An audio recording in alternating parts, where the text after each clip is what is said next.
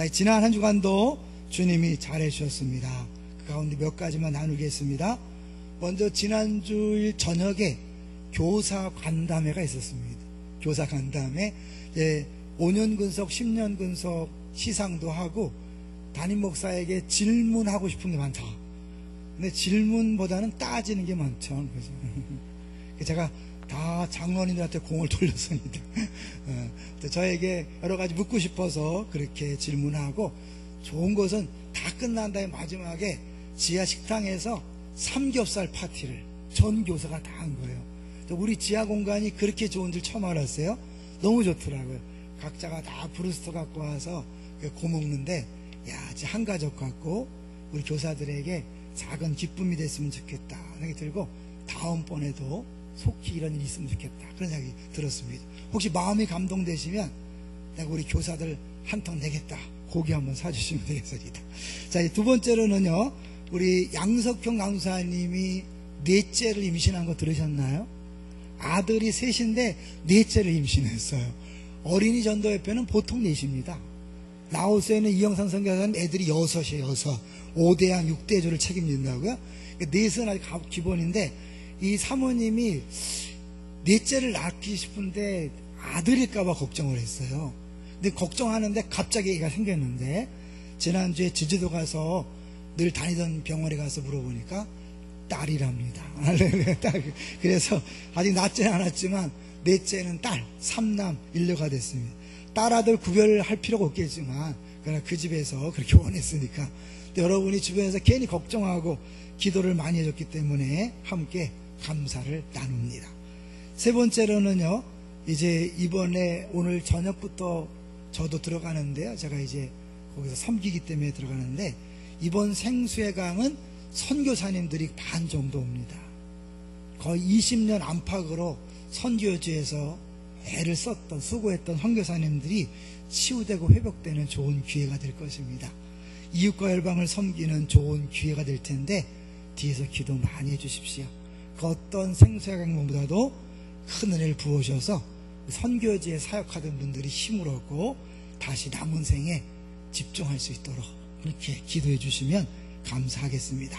자, 이제 오늘 제목을 보겠습니다. 오늘 제목이 뭡니까? 성령이 오셨네. 우리가 보통 비포와 애프터 얘기를 많이 해요, 그죠? 광고에 보면 비포와 애프터가 많이 씁니다. 약간 죄송하지만 가장 많은 광고 중에 하나가 머리 광고더라고요. 가발 광고할 때 비포, 애프터. 그 다음에 많이 나오는 광고가 비만했던 사람이 살 뺀 사람, 이렇게 뚱뚱했는데 이렇게 됐다, 비포, 애프터. 세 번째는 성형수술, 이런 얼굴이 이렇게 됐다. 완전히 달라졌을 때 비포와 애프터를 쓰는 것을 볼 수 있습니다. 오늘 우리가 볼 오순절 성령 강림은 기독교의 비포와 애프터를 말할 수 있을 정도로 아주 역사적인 놀라운 일입니다. 어쩌면 십자가와 부활이 우리의 구원을 위해 꼭 필요한 거였다면, 우리의 변화를 위해서는 반드시 오늘 우리가 볼 성령 강림이 필요했다는 것을 볼 수 있죠. 이것을 보여주는 대표적인 인물이 바로 베드로입니다. 베드로의 비포는 어땠고 베드로의 애프터는 어땠습니까? 베드로 예수님을 3년 반 동안 따라다닌 제자들 중에 수제자입니다. 여러분, 우리가 어떤 교사보다 뛰어난 선생님인 예수님으로부터 배웠어요. 말씀을, 수많은 기적을 봤어요. 심지어 죽으시고 부활한 것까지도 봤어요. 그러나 베드로는 여전히 겁쟁이였습니다. 어린아이 여자 앞에서 3번을 모른다고 부인했던 겁쟁이였습니다. 일본의 순교 역사를 이번 기회에 봤는데요, 최초의 26명이 십자가에 달려 죽었어요. 그런데 26명 중에 3명이 애들이었어요. 12살짜리, 13살짜리, 14살짜리. 이들이 귀가 잘린 다음에 1000km를 끌려갑니다. 일부러 일본 전역을 쭉 행진하면서 예수 믿으면 이렇게 고난받는다는 걸 보여주려고 1000km를 끌고 가서 이제 나가사키에서 십자가 못 박혀 죽이는데, 너무 어리니까 그 사형 집행하려던 관리가 물었답니다. 너 지금이라도 예수를 안 믿겠다고 부인하면 살려주겠다. 아이가 고개를 흔들었답니다. 그리고 조금도 두려움 없이 죽음을 당했답니다. 사실 그때 26명이 십자가에 죽음을 당한 다음에 다시 일본에 십자가형은 없었대요. 왜? 너도 나도 십자가에 달려 죽겠다고 하기 때문에 그 다음엔 135명이 칼로 이렇게 죽임을 당하는데 아무런 흐느낌도 없이 그냥 소리가 쓱 팍 쓱 팍 이 소리만 날 정도로 흐느끼지도 않고 소리치지도 않고 그냥 조용하게 천국 가는 길을 갔다는 이야기가 있습니다. 여러분, 그렇게 어떻게 죽음 앞에서도 담대할 수 있었을까요? 베드로, 예수님을 따라다닌 베드로도 부인했던 그런 사람이었는데 어떻게 그럴 수 있을까? 예, 베드로 애프터를 보시면 이제 우리가 읽지 않았지만 베드로는 담대하게 일어나서 설교를 합니다. 자기들을 쪼려보고 있고 노려보고 있고 살기등등한 그들 앞에서 설교를 했고 3,000명이 한 번에 돌아오는 놀라운 열매가 있었습니다. 이 비포와 애프터를 가능하게 했던 일은 무엇일까요? 바로 성령의 오심입니다. 사실 그래서요, 이 성령이 중요하기 때문에 마귀는 자주 말씀드렸지만 기독교를 흔들기 위해 세 가지를 자꾸 건드립니다. 세 가지를 오염시켜요. 첫 번째는 뭐라 그랬어요? 성경의 영감서를 자꾸 흔들어 놓습니다. 이 신구약 66권이 하나님 말씀이라는 걸 자꾸 흔들어 놔요. 자유주의 신학을 통하여 66권 중에는 사람의 말도 있다. 그러다 보니까 어떻게 자꾸 기적 같은 걸 다 빼버리니까 남는 게 없는 거죠. 유럽교회는 망하게 됐습니다. 하나님 말씀이란 것을 인정하지 않으면 신앙이 사라지는 거죠. 진화론이 무서운 것도 그거예요. 사실은 창조와 진화 문제가 아니에요. 진화론은 성경 자체를 부인하는 것입니다. 두 번째, 사단이 흔드는 것은 종말론이에요. 좀 전에 얘기했던 것처럼 죽음을 두려워하지 않는 이유는 뭘까요? 이 세상이 전부가 아니다. 다음 세상이 있다. 예수의 재림이 있다. 영원한 세계가 있다. 이 종말론이거든요. 이것이 흔들리면 신앙생활 제대로 못하는 건데, 이단들이 종말론들을 자기들이 차지했잖아요. 요한계시록, 재림 이런 얘기를 자기들이 막 해서 이 기성교회들이 요한계시록을 강의하지 않습니다. 종말에 대해서 이야기하면 이상하게 생각합니다. 그러다 보니까 사람들의 신앙이 흔들리는 거죠. 작은 이익에 흔들리는 거예요. 세 번째 뭘까요? 눈치 빠르서 알 거예요. 성령론입니다. 여러분에게 성령론을 한번 얘기해 보라 그러면 다 제가 낄 거예요. 근데 그 제가 낀 이유는 여러분이 처음 신앙생활한 그 교회 목사님의 잘못된 이론도 많이 포함되어 있어요. 처음 접한 것이 전부인지 아는 것이 우리들의 연약함이에요. 그래서 성경을 제대로 안 봐요. 여러분이 처음 들었던 그 내용을 전부로 알고 있어요. 오늘은요, 여러분이 한번 그걸 다 내려놓고 오늘 성경 본문이 뭐라고 말씀하시는지를 한번 자세히 봤으면 좋겠어요. 스펄전 목사님 잘 아시죠? 이 목사님 이런 얘기를 했어요. 성령 없이 수년간 설교하는 것보다 그저 몇 단어를 성령의 능력 가운데 말하는 것이 훨씬 낫다. 수년 동안 성령 없이 설교해보는 것보다는 성령 안에서 몇 마디 하는 게 낫다는 거예요. 이거를 적용해보면 어떡해요? 성령 없이 수년간 찬양하는 것보다 성령 가운데 한 곡을 부르는 것이 더 낫다. 성령 없이 수년간 봉사하는 것보다 성령 가운데 잠시 잠깐 봉사하는 게 낫다. 여기에 교사, 순장 모든 걸 대입할 수 있겠지요. 성령 없이 수십 년간 하는 것보다 성령 가운데 한 번이라도 제대로 한다면 그것이 진짜다라고 얘기하는 거죠. 하나님의 성령이 없다면 우리는 아무것도 할 수 없다. 그 스펄전 목사님이 하는 얘기예요. 그때 우리는 바람 없는 배와 같다. 배가 배라면서 배가 움직이지 못하는 것 같고요. 말 없는 전차와 같다. 말이 끄는 전차. 요새 전차가 아니죠. 말 없는 전차가 되고 말 것이다. 우리는 열심히 하는 것처럼 보이지만 성령과 상관없는 사역은요, 아무것도 아닌 거예요. 여러분, 묻습니다. 여러분 정말 성령 가운데 사역하고 있습니까? 그렇다면 성령의 열매들이 나타나야 되죠. 성령 열매 아시죠? 사랑과 희락과 화평과 오래 참음과 자비와 양성과 충성과 온유와 절제. 성질 내는 거 포함됐나요? 안 돼 있죠. 큰 소리 치는 거 포함됐나요? 아닙니다. 자기 주장, 싸움, 갈등, 시기 질투 포함되어 있지 않습니다. 내가 정말 성령으로 사역하느냐 아니면 내 혈기로 하느냐는 열매를 보면 알 수 있습니다. 자, 그런데 이 성령은 특별한 어떤 사람에게만 주어진 것이 아니라는 것이 복음이에요. 자, 이제 오늘 본문을 보겠습니다. 2장 1절을 보겠습니다. 2장 1절 시작. 오순절 날이 이미 이름에 그들이 다 같이 한 곳에 모였더니, 오순절 날을 왜 이야기할까요? 이런 성경에 의미 없는 단어는 없습니다. 이사야가 환상을 볼 때 우시야 왕이 죽던 해에 그랬습니다. 우시야 왕은 우리가 잘 모르니까 그냥 뭐 우시야가 죽었나 보다 그랬지만 아니에요. 그 우시야 왕이 죽던 해라는 표현을 썼다는 것은 그 상황을 볼 때 이사야에게 찾아오신 하나님이 왜 오셨는지를 알 수 있는 거예요. 오순절날 해필이면 성령 강림이 있었을까요? 그럼 오순절은 유대인의 3대 절기 중에 하나인데 한마디로 추수와 관계된 절기예요. 오순이 뭐죠? 상순, 중순, 하순 얘기하죠. 순은 10일을 얘기하잖아요. 사순절은 40일이잖아요. 오순절은 10 곱하기 50일이에요. 그러니까 부활절 이후, 유월절 이후에 50일이 되면 오순절이에요. 그건 처음 열매를 거두고 제사드리는 데가 초실절, 7.7절, 7.7이 49, 7번 주일이 지난 다음에 한다 그래서 7.7절, 초실절 이게 그러니까 추수와 관계된 거예요. 추수와 관계된 오순절에 성령이 오셨다. 딱 감이 잡히죠? 왜냐하면 성령은 추수를 위해 오셨기 때문에 그래요. 예수님께서 마태복음 28장에 뭐라고 명령했어요? 너희는 가서 모든 족속으로 제자를 삼아 내가 분부한 모든 것을 가르쳐 지키게 하라 그랬죠. 모든 족속을 제자로 삼는 선교를 이야기했어요. 그런데 예수님께서 사도행전에서 뭐예요? 떠나지 말고 기다려라. 그 일이 중요하지 마. 기다려라. 언제까지? 내가 약속한 것을 주기까지 기다려라.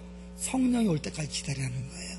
이 세계 선교가 우리에게 주어진 사명이지만 그 사명을 감당할 수 있는 것은 뭐예요? 성령이라는 거죠. 그래서 결국 영혼 추수를 위해서 성령이 오셨음을 오순절 날이라는 절기를 통하여 분명히 빡 박아놓는 거예요. 자, 그 다음에 뭐예요?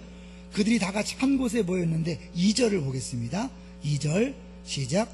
호련히 하늘로부터 급하고 강한 바람 같은 소리가 있어 그들이 앉은 온 집에 가득하며, 소리가 있다는 건 들렸다는 거죠. 근데 하늘로부터 급하고 강한 바람 소리가 호련히 났다는 거예요. 이 호련히는 예기치 않게 예상하지 못하는데 갑자기예요.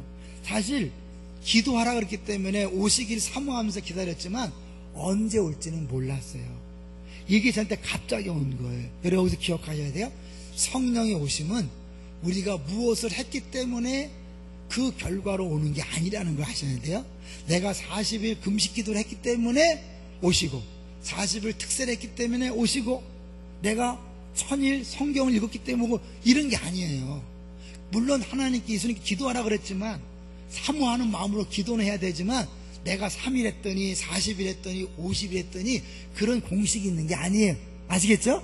그러니까 여러분 어떻게 하면 성령을 받는다, 이거는 조심해야 돼요. 분명히 약속했지만 호련히 왔어요. 예상치 못할 때 왔어요. 어디로부터? 하늘로부터 왔어요. 이건 결국 우리 안의 능력이 아니라 하늘에서 온 능력이에요. 성령이 너에게 임하시면 너희가 뭘 받고? 권능을 받고. 권능이라는 건 다이너마이트라는 용어가 같은 거잖아요. 엄청난 파워, 능력을 하늘로부터 받는 거예요. 사실 우리가 인생을 살다 보면요, 두려움의 문제, 염려의 문제, 근심의 문제 많잖아요. 그 모든 것들을 해결할 수 있는, 내가 두려워하지 않아야지, 걱정하지 않아야지, 사랑해야지, 용서해야지, 될까 안 될까요? 안 돼요. 우리 입으로 되는 게 아니에요. 하늘로부터 능력이 임해야 합니다. 믿습니까? 그거 성령 받으면 다 해결되는 거예요. 2부 예배 때마다 기도받는 한 남자 성도가 있어요. 초신자가 약을 먹으면서 이렇게 힘들어서 늘 기도를 받는데, 오늘 또 막 약을 먹었는데도 힘들대. 그래서 오늘 말씀을 들었을 때 뭘 하라 그랬죠? 그랬더니 기억이 안 난대. 여러분, 약 먹어도 해결 안 되는 거 어떻게 되죠? 성령 충만해야 합니다. 부부관계 어려움 서로 싸우지 마세요. 성령 충만해야 해결됩니다. 자녀의 문제 내가 어떻게 잘하고 그게 아니에요. 성령이 역사해야 합니다. 심지어 물질 문제, 건강 문제, 공동체의 모든 문제 누구 때문이다 무엇 때문이다 원인 아니에요. 왜? 그건 아무리 원인 분석해도 해결할 능력이 없어요. 동의하십니까? 그 모든 것들을 다 한꺼번에 해결할 수 있는 것이 바로 성령입니다. 베드로의 두려움을 바꿔놓고 베드로의 연약함을 바꿔놓은 게 바로 성령이었다는 거죠. 자, 그 다음에 이제 뭐예요? 급하고 강한 바람이라는데 바람하면 다 알잖아요. 이거는 하나님의 임재의 결정적인 표징이에요. 그 바람을 통하여 주님께서 말씀하시고 특별히 예수님께서 어떻게 해요? 성령에 대해서 이야기할 때 이 바람과 비유하신 것을 볼 수 있어요. 더 중요한 것은 3절입니다. 자, 이 바람도 하나님의 임재의 상징이라면 더 분명한 상징은 불이죠. 3절 시작. 마치 불의 혀처럼 갈라지는 것들이 그들에게 보여 각 사람 위에 하나씩 임하여 있더니 소리가 들리고 보이는 거예요. 그러니까 단순히 제자들이 감정적으로 자기들 스스로 흥분했다 이게 아니라는 걸 보여주는 거예요. 자기들이 그냥 엑스타시에 빠져갖고 자기들의 감정에 도취해서 막 박수를 막 쳤더니 자기도 모르겠다 이런 이게 아니에요. 이단들은 그렇게 해서 사람들을 몰아가지만 여기 그게 아니에요. 실제로 소리 그 다음에 불의 혀처럼 갈라지는 게 보였어요. 불하면 상나잖아요. 아브라함과 언약을 맺을 때 하나님이 쪼갠 고기 사이로 횃불이 지나갔습니다. 모세를 부르실 때 그 메마른 땅에 불이 붙었는데 다시 떨기나무에 불이 붙었는데 불이 꺼지지 않는 모습. 그 다음에 시내산에 임재하실 때 그 불로써 임하신 것을 볼 수 있어요. 솔로몬 성전이 완성되었을 때 불이 임했어요. 엘리야가 기도했을 때 제단 위에 불이 임했어요. 그러니까 하나님과 불은 뗄래야 뗄 수 없는 그 관계가 있는 거죠. 그러니까 결국 불이 임했다는 건 뭐예요? 하나님이 임했다는 거예요. 근데 중요한 건 뭐예요? 불의 혀처럼, 혀가 아니라 혀처럼 이렇게 뭐예요? 혀처럼 갈라지는 게 있는 거예요. 보통 우리가 불을 생각하면 어떻게 해요? 이렇게 불꽃이 이렇게 올라가잖아요. 근데 이 불이 하늘로부터 왔으니까 어떻게 해요? 완전히 뒤집어진 거죠. 하늘에 큰 불덩이가 임했는데 각 사람에게 혀처럼 이렇게 각자에게 다 있는 거예요. 모든 각 사람에게 임했다는 게 왜 복음이냐? 구약시대 때는요, 하나님의 영이 모든 사람에게 임했습니까? 특별한 사람에게 임했습니까? 특별한 사람에게 특별한 경우에만 줬어요. 이따가 떠났어요. 신약시대에는 모든 사람에게 다 성령이 임했다는 거예요. 그 사람의 학벌이 중요한 게 아니에요. 믿음의 연수가 중요한 게 아니에요. 남자, 여자, 잘생기고 못생기고 부자, 가난한 상관없이 모든 사람에게 주시는 것이 성령인 줄로 믿습니다. 이게 우리의 소망이 모든 사람 누구에게나 예수 믿는 사람에게 성령을 주심을 보여주고 있는 것입니다. 그러니까 우리가 아무도 염려와 걱정하고 두려워할 게 없어요. 여러분 문제가 있습니까? 신앙생활을 잘하고 싶은데 안 됩니까? 난 그래서 안 돼. 네, 성령이 필요합니다. 누굴 사랑해야 되는데 성경은 사랑하라고 말하는데 사랑이 안 돼요. 네, 성령 받으면 해결됩니다. 계속 용서하라 그래서 설교 들을 때마다 계속 찔려요. 내가 용서해야지, 참아야지, 안 돼. 예, 성령이 임하면 가능해지는 거예요. 여러분 억지로 시어머니에게 참으려고 하다가 화병에 걸리지 마세요. 부부관계 싸우다 갈등 속에서 힘들어하지 마세요. 그 모든 것들 해결할 수 있는 능력, 한방 해결하는 능력 성령입니다. 목사가 뻥치고 있는 것 같아요? 아니에요. 실제로 그럼 한번 받아보세요. 우리 집사님 중에 한 분이 우리 성명하는데요, 그런 고백을 하더라고요. 지난주 설교를 듣는데 예전부터 내치에 가면 이도영 목사가요, 들었죠? 이 자기가 생수에 강해서 폭죽이 터지는 것 같은 기쁨, 막 팍! 너무 또 리얼하게 하고 막 그러니까 사람들이 막 부럽기도 하고 그러잖아요. 자기는 여태까지 수십 년 신앙생활 했지만 그런 경험이 없었다는 거예요. 내 안에 막 기쁨이 이렇게 넘치는 걸 몰라갖고, 나도 저런 걸 한번 경험했으면 좋겠다. 그랬는데 지난주 주일날 설교를 듣는데 막 저절로 이게 꼴이 올라가고 저절로 기쁨이 넘치더래요. 여러분, 상황이 바뀐 게 있을까요?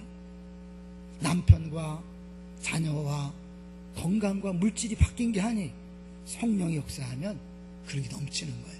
자, 그런데 그 얘기 또 하나 권사님이 그랬어요. 선생님, 파도가 막 밀려오는 것 같죠? 이게 뭐예요? 그 권사님은 몇 주 전에 자기가 그런 고백을 했거든요. 너무너무 은혜 충만하다고. 그러니까 자기 생각을 하는 거야. 파도가 막 몰려오는 것 같죠? 다 다르게 일하시는데 공통점은 기쁨이라는 거예요. 성령의 열매는 사랑과 희락과 화평. 로마서 14장에 보면 하나님 나라는 먹고 마시는 것이 아니요 성령 안에서 의와 평강과 희락이라. 똑같죠? 사랑과 희락과 화평, 의와 평강과 희락. 성령 충만한 결과는 이유가 없어요. 기쁨이에요. 평안함이에요. 이것이 넘쳐나는데 너무나 넘쳐나기 때문에 사람들이 막 피식피식 웃어. 미쳤나? 예, 미친 것 같은 거예요. 그리고 왜? 우리 13절을 볼까요? 13절. 2장 13절. 시작. 또 어떤 이들은 조롱하여 이르되 그들이 새 술에 취하였다 하더라. 술에 취한 것 같아요. 이런 성령 충만은요, 술 취함과 현상이 아주 유사해요. 그래서 바울이 술 취하지 말고 성령 충만을 받아라. 솔직히 술 좋아하시는 분들 취해 보셨죠? 어떤가요? 알딸딸해갖고 막 괜히 좋죠? 막 노래가 나오고 쓸데없는 말하고 얌전하던 사람이 막 떠들고. 그래서 우리가 보통 한번 저 술 취했나 왜 저러냐, 이상한 행동을 할 때. 근데 술 취하면 왜 그러냐면 어느 정도 감각이 마비되는 거예요. 그래서 멍청해짐으로 기뻐하는 거예요. 이 문제를 잊어버리는 거죠. 지금 두렵고 어려운 문제가 많이 있는데 술을 먹어서 감각을 마비시켜갖고 멍청이를 만들어서 기뻐하는 게 술 취함이에요. 성령 취하면 어떨까요? 아니, 멍청함이 아니에요. 깨닫게 하는 거예요. 예수님께서 내가 보혜사를 보내려니 이 보혜사는 내가 한 말을 생각나게 하고 내가 한 말을 가르치라. 예수님 하신 말씀 뭐예요? 하나님이 너희들을 사랑한다는 거예요.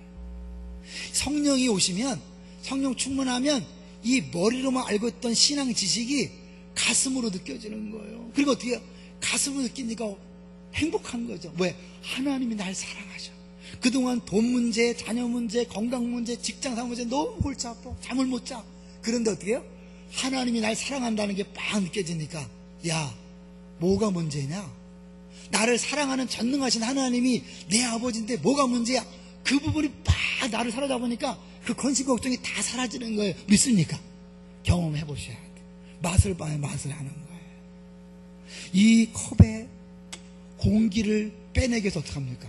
막 흔든다고 되나요? 막 분다고 되나요? 아니에요. 간단해요. 물을 부으면 되는 거예요. 우리 안에 수많은 근심, 걱정, 염려, 그것들 어떻게 성령이 충만하면 자연스럽게 물러가는 줄로 믿습니다. 여러분, 제자들이 왜 변했겠어요? 베드로가 왜 변했겠어요? 그 죽음과 두려움 빼서 겁없이 죽는 것 뭐 때문일까요? 성령 충만 때문에. 스데반이 죽을 때 왜 겁없이 죽었어요? 자식 저들을 용서해달라는 그런 예수님과 똑같은 기도를 어떻게 할 수 있었어요? 성령이 충만하기 때문에 그런 거예요. 이 비밀, 여러분, 머리로만 알지 마시고 실제로 경험으로 느끼시기를 주의 이름으로 축원합니다. 왜냐하면 이 성령은 누구에게나 약속됐고 누구에게나 주기를 원하시는 거기 때문에 우리가 그렇게 사모할 수 있는 거죠. 자, 그런데요, 각사 하나씩 임했다 그랬어요. 중요한 거 4절이에요. 4절. 그들이, 읽습니다. 시작. 그들이 다 성령의 충만함을 받고 성령이 말하게 하심을 따라 다른 언어들로 말하기를 시작하니라. 불의 혀와 언어는 연관이 있죠. 혀는 뭐예요? 말하는 도구잖아요. 그러니까 왜 불의 혀처럼 나타났겠어요? 이사야에게 부정한 입술을 깨끗게 하고 선지자로 보내잖아요. 결국 불의 혀라는 것은 우리를 깨끗게 해서 하나님 말씀을 전하게 하는 거예요. 그러니까 결국 우리가요, 사실 이 다른 언어에서 무슨 방언, 우리가 생각하는 방언을 넘어서서 이때는 뭐예요? 특별한 하나님께서 일하심이 있는 거예요.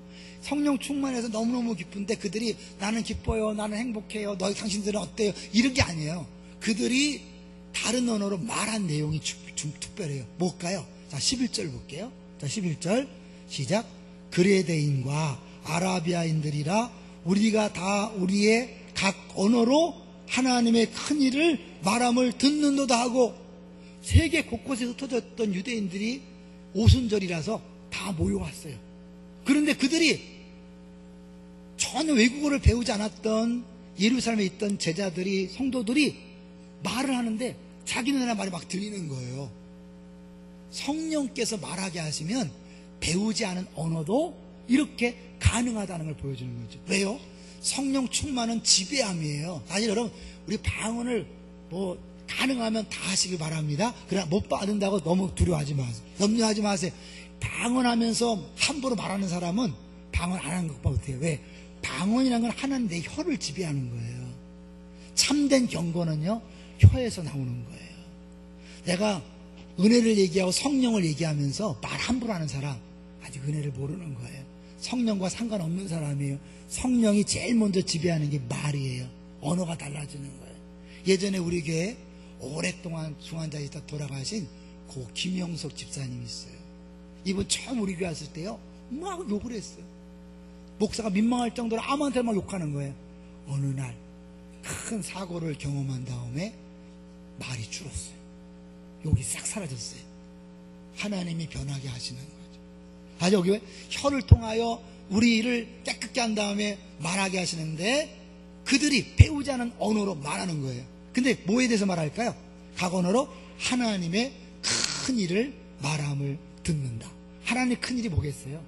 구약으로 말하면 홍해를 가르는 그 구원이겠죠. 신약으로 말하면 예수님이 이 땅에 오셔서 십자가에 죽으시고 부활하셔서 우리들의 모든 죄를 해결하고 우리를 구원하셨다. 그 얘기 하지 않았겠어요? 결국 뭐예요? 복음을 전한 거죠. 성령이 너에게 임하시면 너희가 권능을 받고 예루살렘과 유대와 사마리아 땅끝까지나 내 증인이 되리라. 그것이 뭐예요? 실제로 여기서부터 이루어지는 거예요. 성령이 임하니까 복음을 전하는 거예요. 그것도 뭐예요? 자기가 배우지 않은 다른 나라 말로 전하는 거예요. 왜 이게 필요하냐면 이거는 구약과 연결해 봐야 돼요. 자, 언어하면 구약에 어디가 생각납니까?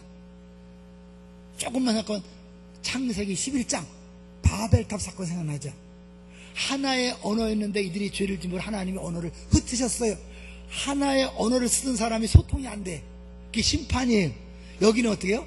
다른 언어를 쓰던 사람들이 함께 모였는데 소통이 이루어지는 거예요. 할렐루야. 심판이 바뀐 거예요.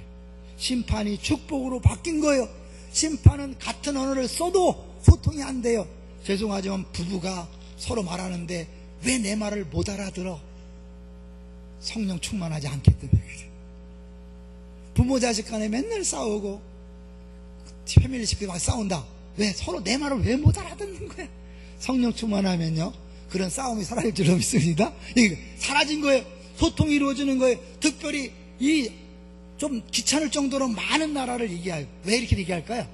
전 세계에 동시에 복음이 그들의 언어로 전파됐다는 걸 보여주는 거예요. 뭐예요? 어떤 언어가 중요한 언어가 아니에요. 이슬람교는요, 아랍어만이 중요하다고 생각해요. 왜? 아랍어로 알라가 계시를 받았기 때문에 아랍어 외에는 다른 언어는 다 2차적이라 그래요. 아니에요. 기독교는 처음 전 세계 모든 민족에게 동일하게 각자의 언어로 말씀하게 하심으로 말미암아 언어에 차별이 없는 거예요. 민족에 차별이 없는 거예요. 이게 복음이라는 거예요. 복음 안에는 차별이 없어요. 할렐루야. 성령이 임할 때도 차별이 없이 임한 것처럼 복음이 전파될 때도 차별이 없는 거예요. 더 사랑하기 때문에 복음을 먼저 주고 그런 게 아니라는 걸 보여주는 거죠. 또 하나 뭐예요? 이 바벨탑의 그 심판과 저주가 해결된, 어떻게 가능했을까요? 이 시내산의 하나님의 임재하심과 오늘 본문이 연결되는 걸 알죠. 우리가 계속 레이기 봤잖아요. 에덴 동산에서 하나님과 우리 인간 함께 하기 위해서 늘 임재하던 하나님이 죄 때문에 그들을 쫓아냈죠. 그러나 하나님은 그 마음을 버리지 못하시고 이스라엘 가운데 시내산 속에서 임하셨어요. 애굽에서 건져낸 다음에 내가 너희 하나님 임했죠. 그걸도 만족하지 못하시고 회막을 지으라 그러고 성막을 지어 이스라엘 한가운데 임재하셨어요. 이거는 한편으로 뭐예요? 좋은 거지만 한편은 무서운 거라 그랬어요. 그래서 어떻게 했어요? 아론의 두 아들이 다른 불을 들이다가 죽었어요. 이 거룩하신 하나님이 오면 좋지만 한편은 무서운 거예요. 근데 신약시대에 사도행전에 성령이 임했어요. 똑같이 죽는 사람 둘이 나타납니다. 누굴까요? 아나니와 삽비라가 헌금을 다른 사람은 기쁨으로 내는데 다른 사람 눈치 보이니까 눈치 보고 하다가 숨겼다가 죽었어요. 아나니와 삽비라. 아론의 두 아들 중에도 아씨가 있고 그리고 아간도 아씨예요. 아씨가 좀 이상해. 그러니까 결국 이게 구약의 시내산 가운데 오신 하나님, 이스라엘 성막 중에 오신 하나님이 직접 우리 한 사람 한 사람을 성전 삼고 우리 가운데 오셨다는 거예요. 에덴 동산에서의 꿈꾸던 일이 우리 가운데 이루어진 거예요. 그 일을 잇기 위해서 누가 필요했을까요? 예수 그리스도의 죽으심이 필요한 거예요. 사실 모세는 시내산에 있을 때 하나님과 우리 사이 중보자예요. 중보자. 그래서 이스라엘 백성이 죄를 지면 그들의 죄를 용서해달라고 기도하는 중보자였어요. 예수님도 중보자로 오셨죠. 근데 모세와 다른 게 뭐예요? 예수님은 우리가 죄를 졌을 때 죄를 용서해달라고 기도만 하는 게 아니라 어떻게 해요? 실제로 자기가 그 죄 때문에 죽으셨어요. 십자가에서 모든 죄의 저주와 심판을 다 담당하고 죽으심으로 바벨탑의 심판이 끝난 것을 보여주고 있는 거예요. 할렐루야. 하나님이 세상을 이처럼 사랑하자 할 때 이처럼은 단순히 부사가 아니에요. 이처럼은 뭐예요? 하나님이 아들을 십자가에 못 박혀 죽게 하실 것처럼 그렇게 모든 것을 희생하시는, 그렇게 사랑했다는 거예요. 성령이 우리 가운데 오시면 그 사랑을 경험하게 하는 거예요. 그 사랑을 깨닫게 하는 거예요. 아바 아버지라 부르게 해서 세상에 많은 문제가 있지만 예수님 때문에 내가 구원받았고 하나님을 아버지라 부르고 하나님 나에 대하여 이는 내 사랑하되어 내 기뻐하는 자라고 지금도 말씀하신다. 그러니 뭐가 두렵냐? 뭐가 염려스러우냐? 그러니까 뭐예요? 자기도 모르게 시시대고 웃는 거죠. 세상 말로 왜 이렇게 쪼개냐 막 이런 얘기를 하는데 왜 이렇게 미쳤냐? 그럴 수밖에 없는 거예요. 왜? 성령께서 우리 가운데 오심으로 그것이 가능해졌음을 보여주는데 그 핵심 중에 핵심 뭐예요? 이제 그 기쁨을 가지고 복음을 전하는 거예요. 내가 기쁘니까, 내가 즐거우니까 어떻게 해요? 자연스럽게 와 보라, 이 예수를 믿어야 된다, 예수님 너무 좋다 되는 거죠. 억지로 여러분 이웃초청자한테 의무감에서 하는 게 아니에요. 내가 이 성령에 충만하면 내가 먼저 기쁘고 즐겁고 감사해서 자연스럽게 어떻게 해요? 술 취한 사람처럼 두려워하지 않고 부끄러워하지 않고 막 전하는 거예요. 남들이 볼 때 미쳤나? 할 정도로. 여러분 근데 이런 것들이 그때만 있었지 지금도 가능합니까? 그런 분이 있을지 몰라요. 제가 잘 아는 목사님이 몰디바라는 데 부흥회를 갔대. 몰디브가 아니에요? 몰디브에서 뭐 한 장 그게 아니에요. 몰디바는 아주 가난한 나라인데 여기 갔는데 한 사람이 교회에 무지 충성하는 체코 사람이 있더래요. 근데 그 사람이 변화된 과정에 대해서 이야기해 주는데 너무너무 신기한 게 뭐냐면 이분이 예수를 안 믿었는데 부인이 열심히 믿으니까 막 핍박하고 막 괴롭혀도 막 계속 교회를 가니까 어느 한 날은 화가 나니까 총을 들고 죽여버리겠다고 진짜 화가 나서 총 들고 갔는데 뒤에서 야! 총 내려놔! 너 그러지 않으면 죽어! 체코 말로 얘기하더라고요. 몰디바는 공식어가 루마니아고 옛날에 소련의 연방정부가 했기 때문에 러시아를 일부가 쓴대요. 체코는 아무도 안 쓴대요. 어떤 분이 야! 총 내려놔! 아니면 죽어! 체코 말로 명 들으니까 갑자기 다리가 힘 빠져갖고요. 꼼짝 못했다는 거예요. 가서 얘기했대. 체코에 살다 오셨습니까? 이분이 아닌데요? 난 그냥 방언으로 기도했는데요. 성령의 감동을 받아 그냥 방언으로 기도했는데 그게 뭐예요? 체코 말로 야! 총 내려놔! 아니면 죽어! 거기서 뒤집어져서 살아계심을 경험하고 예수 믿고 충성된 일꾼이 된 거죠. 여러분 이게 하나님께서 필요할 때 방언을 쓰시고 필요할 때 은사를 주는 거지 내가 뭔가 잘 믿는 사람처럼 보이려고 하는 거 아니에요. 내치갈 때마다 그 부분이 너무 힘들어. 나 이번에도 실패했어요. 이번에도 아니에요. 성령님은 내가 원하는 방식으로 오시는 분이 아니에요. 그분은 하늘로부터 본인이 주권에 따라 하시는 거라니까요. 벌써 내가 원하는 것 갖고 나가는 자체가 뭐예요? 내가 주인 되는 거잖아요. 하나님을 종으로 부려먹는 거잖아요. 하나님 오신 적이 없죠. 그죠? 죄송하지만 성령은 성령께서 원하신다는 거예요. 우리 아내 얘기예요. 우리 아내 얌전하잖아요. 막 부르짖어 기도할 사람이 아니잖아요. 어떻게 방언 받는지 아세요? 우리 장인어른이 너무 힘들게 해서 혼자 교회에서 간절히 기도하는데, 너무 답답해서 기도하는데 방언이 터진 거예요. 왜요? 하나님이 기도할 수 있는 힘을 주는 거예요. 기도해야 되는데 어떻게 기도할지 모르니까 방언을 주는 거예요. 우리 집사님 한 분은요, 방언을 사모하지도 않았대요. 기도하지 않았대요. 그런데 어떤 것을 중보하기 위해서 중보 기도 모임에 갔는데 자기도 모르게 방언이 왔다는 거예요. 생정을 섬기는 강기태 장로님이라고 있어요. 지금은 안 하는데, 이분은 고심파, 절대로 방언이고 예언이고 김빈주 부사님 아무리 강조해도 전혀 반응하지 않던 분이 새벽에 생수형을 기도하는데 혀가 꼬이는 거예요. 원하지 않지만 하나님께서 필요할 때 주는 거예요. 이들이 방언을 원하지 않았어요. 다만 성령을 구했을 때 하나님이 그때 전 세계에 흩어져 있는 사람들에게 복음을 전하는 것을 알려주고 보여주기 위해서 그들에게 방언을 준 거예요. 지금도 그 방언은 줄 수 있어요. 안 줄 수도 있어요. 그것이 전부가 아니에요. 그러나 분명한 것은 성령이 임하시면 이런 놀라운 일들이 이루어질 수 있다는 것을 여러분 꼭 잊지 마시기를 주의 이름으로 축원합니다. 결국 이 모든 걸 통하여 결국은 예수님 때문에 모든 심판이 끝나고 이제 구원의 역사가 전 세계에 퍼져나가게 됐다는 것을 보여주고 있는 겁니다. 우리가 살다 보면 전도하고 싶은데 전도 어렵잖아요. 솔직히 그죠? 부담스럽잖아요. 그 때문에 죄책감 느끼고, 야, 이웃 초청자 지가 안 했으면 좋겠다, 그러지 마세요. 그들도 구원 받아야 되잖아요. 기도하는 거예요. 하나님, 내가 전도하고 싶은데 용기가 없습니다, 두렵습니다. 그런 사람에게는 뭐예요? 하나님이 너무 기뻐서 성령을 부어줄 줄로 믿습니다. 그런 목적으로, 왜? 성령이 오시는 목적이 증인 삼는 거잖아요. 내가 증인 되기 위해서 필요하다는데 안 주시겠어요? 하나님 주신단 말이에요. 그래서 예수님이 마태복음 7장 7절에서 11절 보면 구하라 주실 것이요, 찾으라 찾을 것이요, 두드리라 열릴 것이라고 얘기했어요. 그러면서 세상의 악한 아비라도 자식 위에 좋은 걸 줄 줄 알거든 하물며 하늘에 계신 너의 아버지께서, 아버지잖아요, 좋은 것을 주시지 않겠느냐. 누구의? 구하는 자에게. 잘 들으세요. 누가복음엔 똑같은 표현을 써요. 구하라, 찾으라, 두드리라. 근데 구하는 자에게 좋은 것이 아니라 뭐라고 썼다고요?